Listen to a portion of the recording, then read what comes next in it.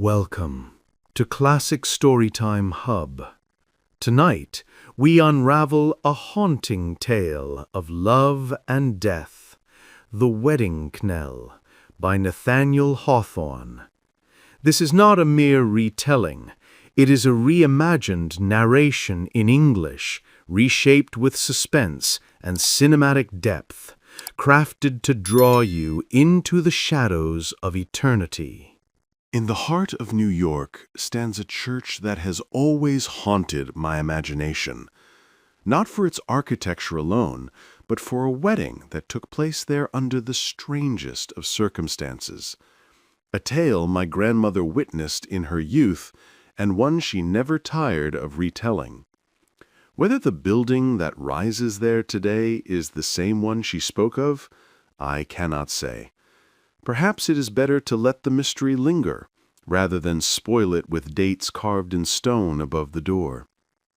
The church itself is solemn and grand, its grounds wrapped in emerald green. Marble urns, pillars, and obelisks scatter across the lawn, monuments of love and grief, whispers of history etched in stone. Even as the city roars beyond its tower, the place feels touched by legend, as if the air itself remembers. The marriage was the fulfillment of a promise made long ago, though time had twisted its path. The bride had already stood at the altar twice before, while the groom, Mr. Ellenwood, had lived 40 years alone. At 65, he was a man of contradictions, shy yet not hidden, selfish in his solitude, yet capable of sudden generosity. A scholar without ambition, refined yet eccentric, delicate yet unpredictable. His life was a string of oddities, each one drawing whispers of madness from the crowd. But his strangeness was not born of insanity. It was the slow decay of a man without purpose, a soul feeding upon itself in endless isolation. If madness had touched him, it was the shadow cast by a wasted life, not its cause. The widow stood in stark contrast to her third bridegroom, different in every way but age. Her life had been a series of unions and losses. First, a marriage to a man twice her years, dutifully endured until his death left her wealthy. Then came a younger Southern gentleman who swept her to Charleston only to leave her in misery, and, in time, a widow once more. Whatever tenderness her heart once held had long been crushed, by disappointment, by duty, by betrayal. She had become a philosopher of sorrow, bearing the burdens of love with calm resignation, trading happiness for survival, and learning to make do with what remained. Yet she clung to one vanity. Childless, she had no daughter through whom beauty might live on, and so she refused to surrender her own. She fought against time itself, clutching her roses with desperate hands, until even the ancient thief seemed to abandon the chase, deeming her face unworthy of the struggle. It was soon announced that this worldly widow, Mrs. Dabney, would wed the most unworldly of men, Mr. Ellenwood. Observers whispered that she must have orchestrated the affair, for she alone could see its practical advantages. Still, there lingered a ghost of romance in the union, a faint echo of youthful love that sometimes tricks even the most hardened heart. The true mystery was how Ellenwood, so painfully aware of ridicule and so lacking in worldly sense, could be persuaded into such a union, at once prudent and laughable. But while the city gossiped, the day of the wedding arrived. The ceremony was to follow the solemn rites of the Episcopalian Church, and the doors were thrown open to the public. Crowds gathered in the galleries and pews, eager to witness the strange union. Tradition, or perhaps mere custom, dictated that bride and groom should arrive separately. By chance, the groom was delayed, leaving the widow and her attendants to make their entrance first. And with that moment, the true drama of our tale began. The rumble of heavy wheels echoed outside, and soon the bridal party spilled through the church doors like a sudden burst of sunlight. Youth and laughter filled the aisle, their steps so light they seemed ready to dance rather than walk to the altar. The pews and pillars themselves seemed to glow brighter as the procession advanced. Yet amid this brilliance, few noticed the ominous sound that marked their arrival. For as the bride's foot crossed the threshold, the great bell above swung in its tower and released a deep, mournful knell. Its vibrations rolled through the air, fading, then returning with solemn weight, as if the church itself were tolling for a funeral rather than a wedding. "Good heavens, what an omen!" whispered a young lady to her companion. "On my honor, the bell tolls with perfect taste. It knows she has no place at weddings. If you, my Julia, were approaching the altar, it would ring with joy. For her, it tolls only death." The bride and her company, caught up in the bustle of their entrance, seemed deaf to the foreboding stroke. They pressed forward with undiminished cheer, their finery dazzling in the candlelight, crimson velvet coats, gold-laced hats, hoop petticoats, silks and satins, brocade and embroidery, buckles, canes and swords.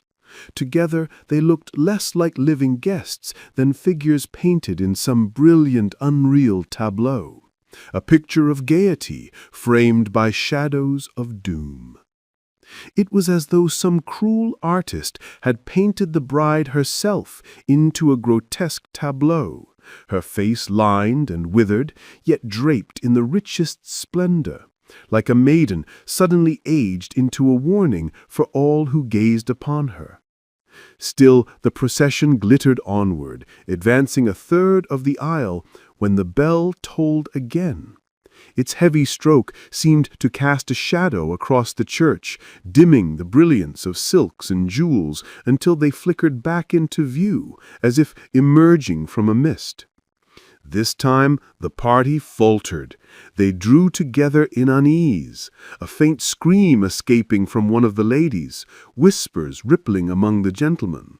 The group swayed like a bouquet shaken by a sudden gust, petals trembling, the widow herself the withered rose among her radiant bridesmaids.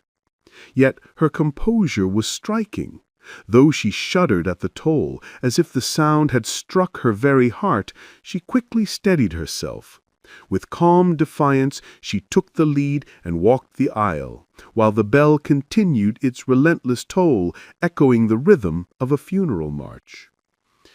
"My young friends are a little shaken," the widow said with a smile to the clergyman, her voice steady despite the gloom. "But many weddings have begun with joyous bells, only to end in sorrow. Perhaps I may hope for better fortune under such darker omens." The rector, troubled, replied, "Madam, this strange occurrence recalls a sermon of Bishop Taylor, who wove mortality into the very fabric of marriage.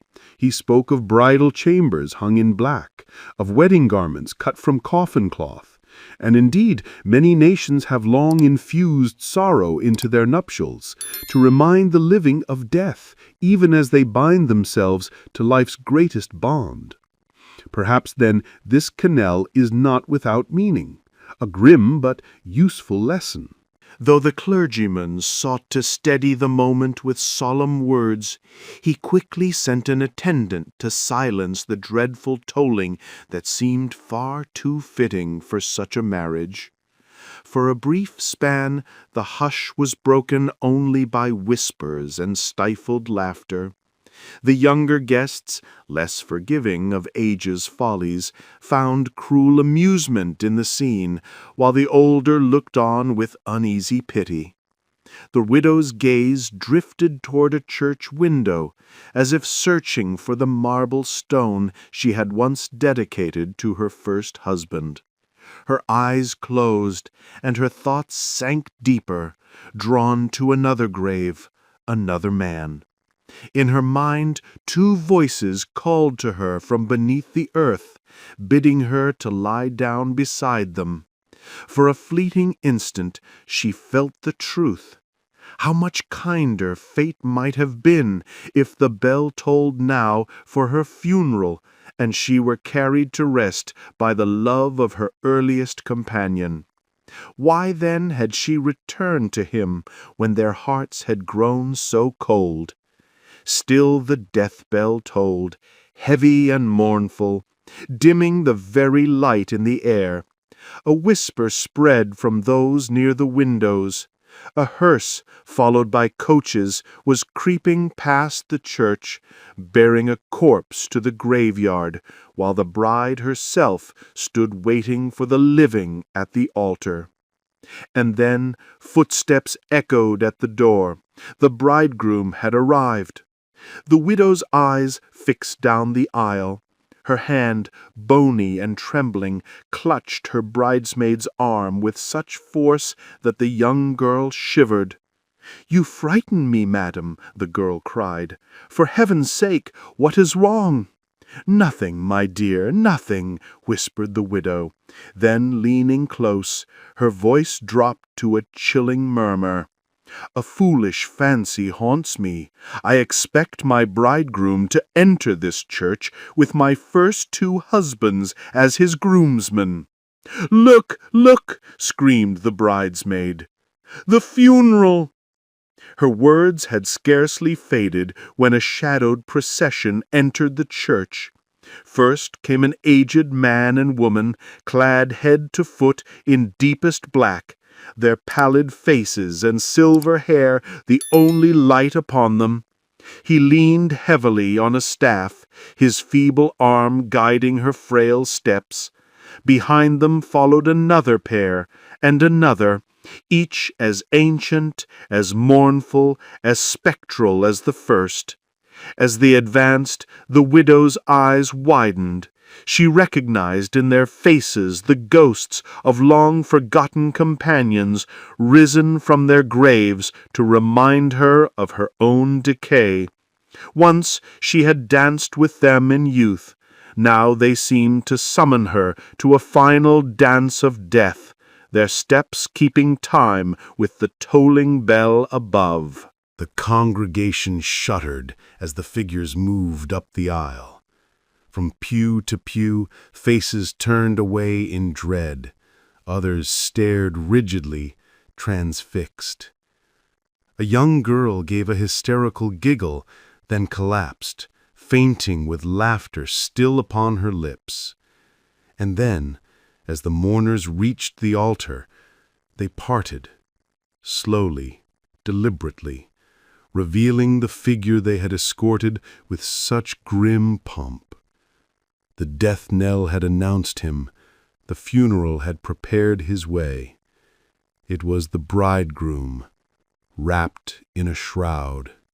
No attire but that of the grave could have matched his ghastly presence. His eyes burned with the eerie gleam of a lamp in a tomb. The rest of his face was fixed in the stillness of the coffin. Motionless he stood, yet his voice broke through the clang of the bell, heavy and dreadful as it fell upon the air. "Come, my bride," whispered those pale lips. "The hearse is ready. The sexton waits at the tomb. Let us be wed, and then to our coffins." The widow's horror was beyond words. She seemed herself transformed into the bride of death. Her youthful attendants recoiled, trembling at the sight of the mourners, the shrouded groom, and the widow herself. The entire scene was a living allegory, the futile glitter of worldly vanity collapsing before the relentless weight of age, sorrow, and death. And in the silence that followed, it was the clergyman who first found his voice. "Mr. Ellenwood," the clergyman urged, his voice gentle yet firm, "you are unwell. These strange circumstances have unsettled your mind. The ceremony must be postponed. As your friend, I beg you, return home." "Home? Yes, but not without my bride," came the hollow reply. His words echoed like whispers from the grave. "You call this madness, perhaps, mockery. But tell me, would it not be madness had I dressed this broken frame in scarlet and gold, forcing a smile upon lips long dead at heart? No, let all here declare, who stands without a wedding garment, the bridegroom or the bride?" At a spectral pace he moved to the widow's side. The stark simplicity of his shroud clashed violently with her glittering finery, a grotesque tableau of death and vanity. None who looked upon them could deny the dreadful power of the image his deranged mind had conjured.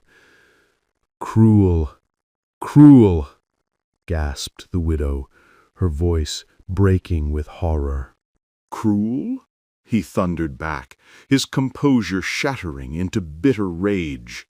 "Heaven itself must judge which of us has been cruel. In youth you stole my happiness, my hopes, my very purpose. You left me with nothing but a shadowed dream, a gloom through which I wandered without care or aim. And now, 40 years later, when I have built my tomb and prepared to rest within it, you summon me to the altar. At your call I have come, but others have claimed your youth, your beauty, your warmth of heart, all that was truly life. What remains for me but your decay and death? And so I have summoned these funeral companions, commanded the sexton's deepest knell, and come in my shroud to wed you, not with joy, but with a burial rite. Let us join hands at the very door of the sepulchre, and enter it together." It was not madness, nor the fever of sudden passion that now seized the bride. The grim lesson of the day had pierced her soul, stripping away all vanity. She grasped the bridegroom's hand with desperate resolve. "Yes," she cried, "let us wed, even at the threshold of the tomb.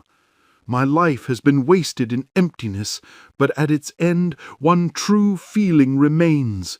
It restores me to the woman I was in youth, and makes me worthy of you. Time is finished for us both. Let us wed for eternity." The bridegroom gazed into her eyes, and a single tear welled within his own. How strange that a corpse should weep! He brushed it away with the folds of his shroud.